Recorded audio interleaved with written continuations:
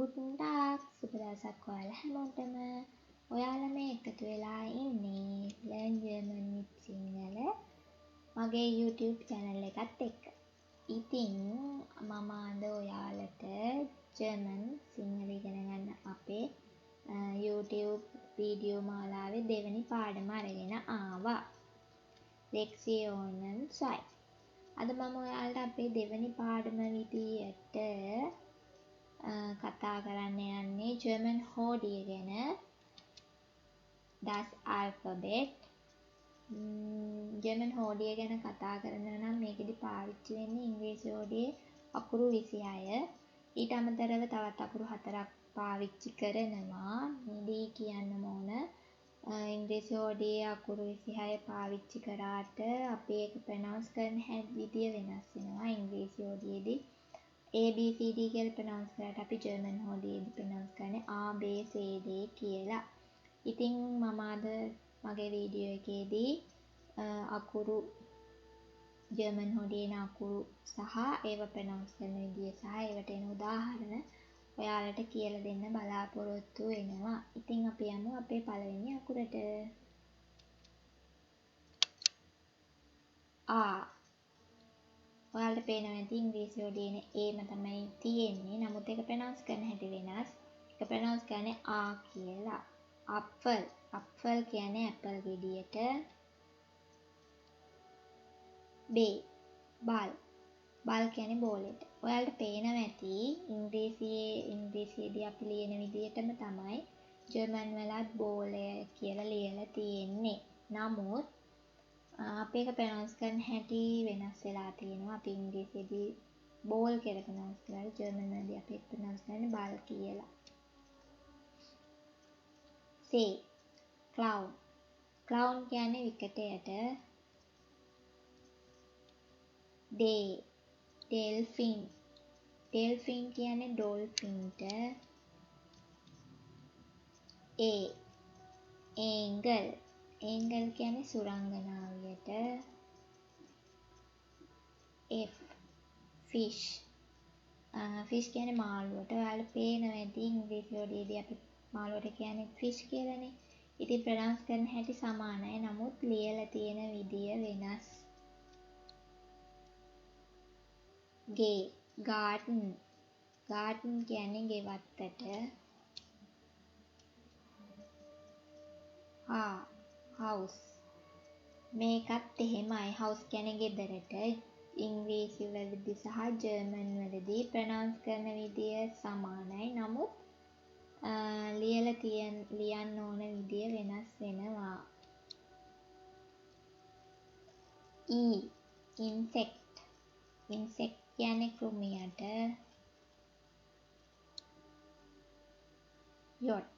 J අකුර අපි pronounce කරන්නේ German වලදී යොට් කියලා. යක. ඒකට උදාහරණය තමයි යක. යක කියන්නේ ජැකට් එක.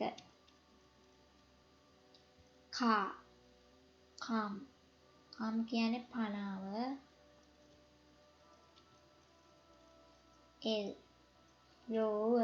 රෝවර් කියන්නේ සිංහයට.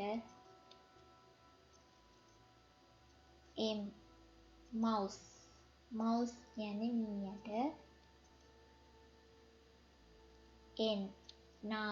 නාගල් කියන්නේ ඇණයට.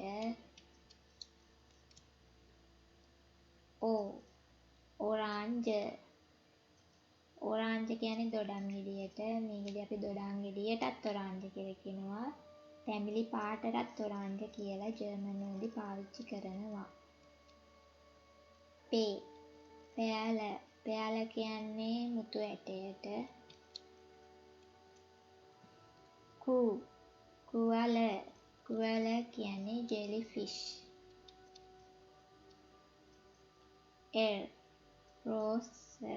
රෝස් කියන්නේ රෝස මලට. සොන කියන්නේ ඉරට. ටයිගර් කියන්නේ කොටියට. ඌව ඌව කියලා අපි ඔරලෝසුවටත් කියනවා. ඒ වගේම වෙලාවටත් අපි කියනවා ඌව කියලා. ෆව්. අපි වී අකුර ජර්මන් වලදී ප්‍රොනවුන්ස් කරන්නේ ෆව් කියලා. ඒකට උදාහරණයක් තමයි වුල්කාන්. වුල්කාන් කියන්නේ ගිනි කන්දට. වේල්. වයින්. වයින් කියන්නේ අපි වයින් වලට. X. එක්සිලෝෆෝන්. එක්සිලෝෆෝන් කියන්නේ එක්සිලෝෆෝන් එකට. ඒකට කියන සිංහල වචනයක් නම් මන් දන්නේ නැහැ. අපි X අකුර ජර්මන් වලදී ප්‍රොනවුන්ස් කරන්නේ X කියලා. උප්සිලෝන්. Y අකුර ප්‍රොනවුන්ස් කරන්නේ එප්සිලෝන් කියලා. ඒකට උදාහරණයක් තමයි යක්ට්. යක්ට් කියන්නේ යාත්‍රාවට.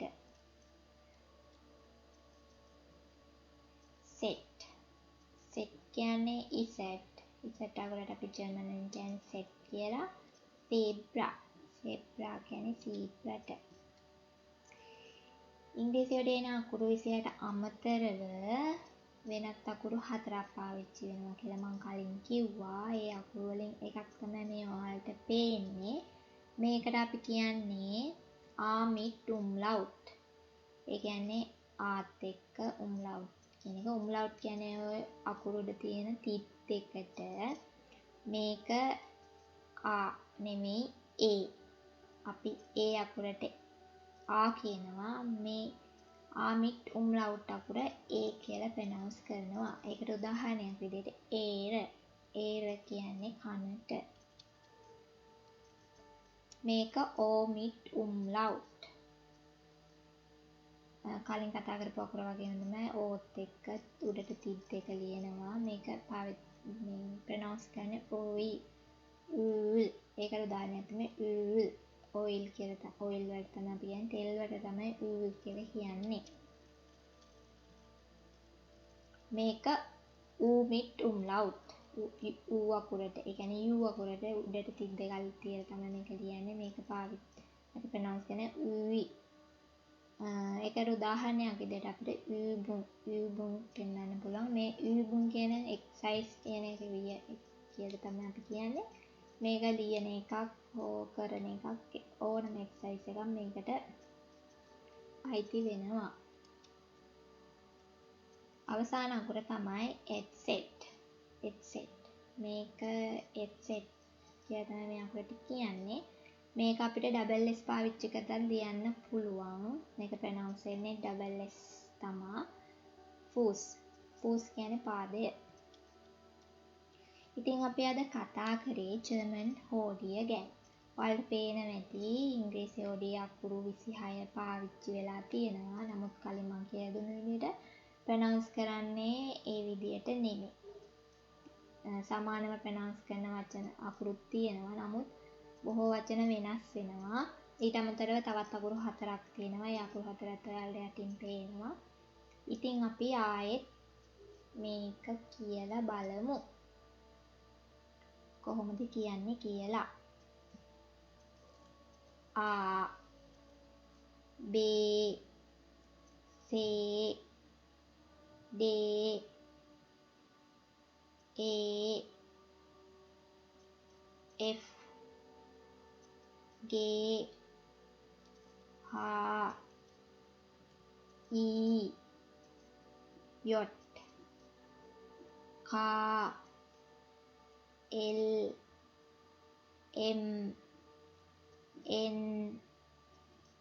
ඕ පේ කූ එර් එස් ටේ ඌ ෆව් වේ ඉක්ස් සිලෝන් සෙට් A mit Umlaut, A mit Umlaut, O mit Umlaut, U mit Umlaut, etc. Pronounce කරන්නේ A, U, U, etc. double S පාවිච්චි වෙනවා. ඉතින් අද පාඩම මෙතනින් අවසන් කරනවා. ඔයාලා මේක ප්‍රනවුන්ස් කරලා පුරුදු වෙන්න. ඉතින් වීඩියෝ එක නරඹපු හැමෝටම ඩංක. thank you. බොහොම ස්තුතියි. ඔයාලා මේ වීඩියෝ එකට කැමති නම් මගේ channel එක subscribe කරන්න, like කරන්න, තව යාළුවෙක්ට බලන්න share කරන්න. ඉතින් ඊළඟ පාඩමෙන් හමු වෙමු. එතකන් bis bald. Auf Wiedersehen. Tschüss.